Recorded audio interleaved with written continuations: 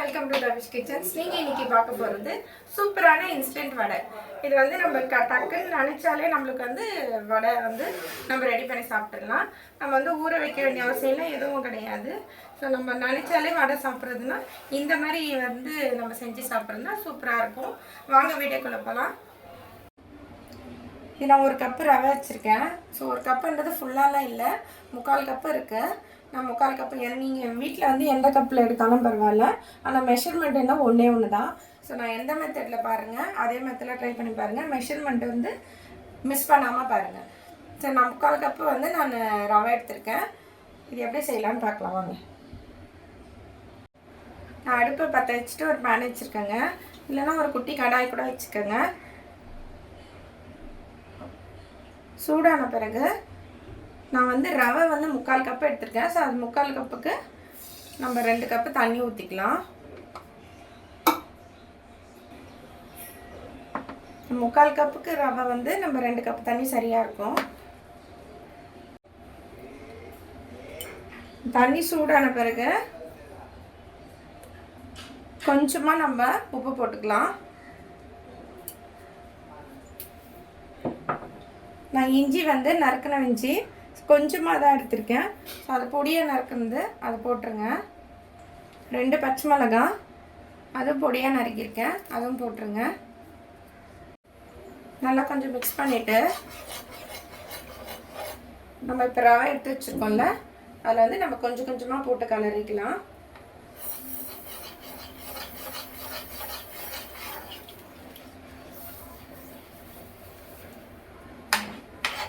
கட்டியாகாமல் நல்லா கொஞ்சம் கலரி விட்டுட்டே இருங்க. அடுப்பு வந்து நம்ம ஸ்லோ ஃப்ளேமில் வச்சுக்கணும்.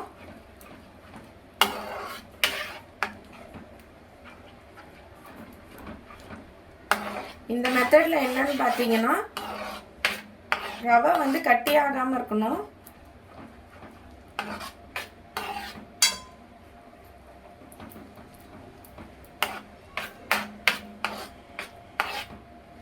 இது கூட வந்து நான் ஒரே ஒரு வெங்காயம் பொடியாக அரைஞ்சி வச்சுருக்கேன். நல்லா இன்ஸ்டன்ட் வடை வந்து டக்குன்னு செஞ்சு சாப்பிட்ணுன்னா நான் இந்த மெத்தடில் செஞ்சு காமிக்கிச்சேன்.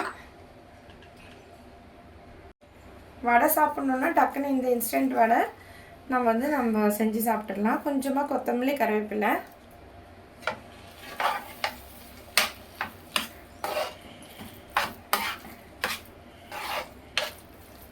நல்லா கொஞ்சம் கலரி விட்டுருங்க.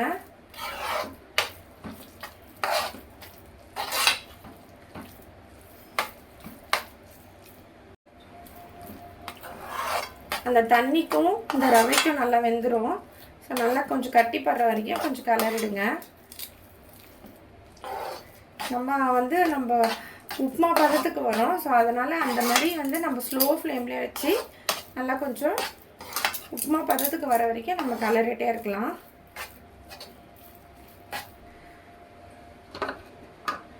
இது கூட வந்து நம்ம கொஞ்சமாக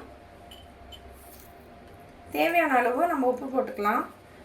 நம்ம ஆல்ரெடி கொஞ்சமாக உப்பு போட்டிருக்கோம். இன்னும் தேவைன்னா கொஞ்சம் உப்பு போட்டுக்கோங்க. நல்லா உப்புமா பதம் வந்துருச்சு. இந்த ஸ்டேஜில் நம்ம ஆஃப் பண்ணிடலாம். இது நல்லா வந்து ஆறணும். நம்ம சூடு எவ்வளோ பொறுக்கிறோமோ அந்த அளவுக்கு ஆறினா போதும். நம்ம கையில் பிடிக்கிற அளவுக்கு இருந்தால் போதும். இது கொஞ்சம் நல்லா ஆற விட்டுறலாம். அடுப்பு ஆஃப் பண்ணிக்கோங்க. நான் ஒரு பவுலில் மாற்றிட்டேன். இது நல்லா கொஞ்சம் மிதமான சூடு தான் இருக்குது. கொஞ்சம் லேசாக தண்ணி திட்டுங்க. கொஞ்சம் நடுவில் ஒரே ஒரு ஓட்டை.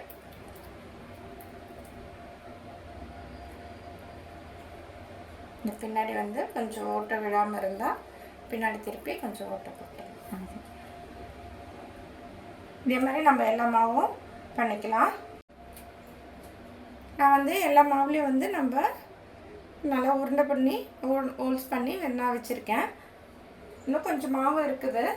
நம்ம இது வடை சுட்டுட்டு நம்ம அடுத்த மாவில் வந்து நான் கடாயில் எண்ணெய் ஊற்றி வச்சுருக்கேன்.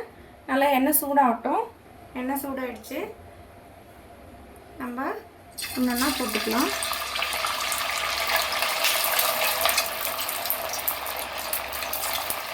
அடுப்பு ஸ்லோ ஃப்ளேம்ல வச்சுக்கோங்க.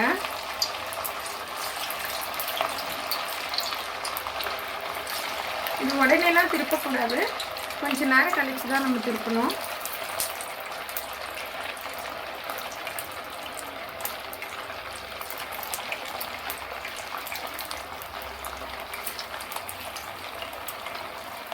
போதும். இது அப்புறம் வந்து நம்ம அடுத்த ரவுண்ட் போட்டுக்கலாம்.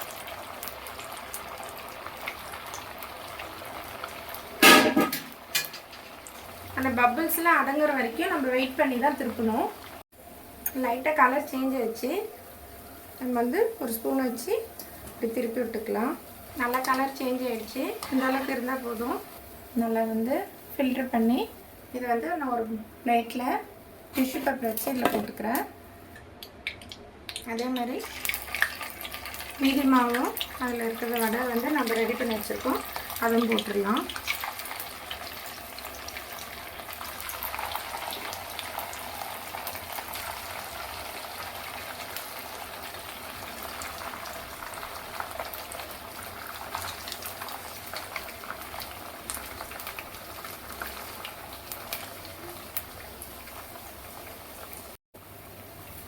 இந்த அளவுக்கு இருந்தால் போதும். இதுவும் எடுத்துடலாம் நம்ம.